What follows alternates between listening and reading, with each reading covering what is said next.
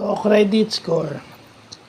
So hindi lang bansa, hindi lang Pilipinas yung nagkakaroon ng credit score sa sa IMF.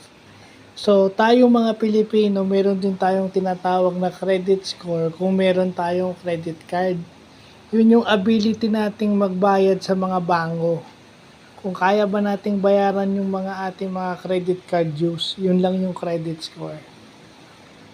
Kasi pag nakita sa credit score mo na hindi ka nabibigyan ng credit card na panibago or hindi sa iba, hindi ka na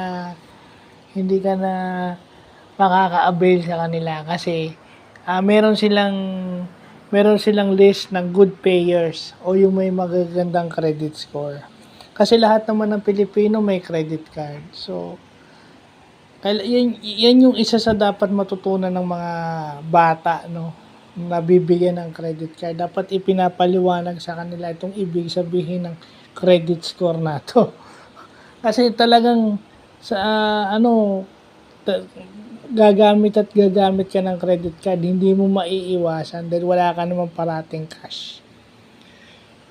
So, yun lang yun. Yung credit score is, kaya mo bang magbayad sa bangko nung yung mga dues mo sa credit card, kaya mo bang bayaran? So, yun lang.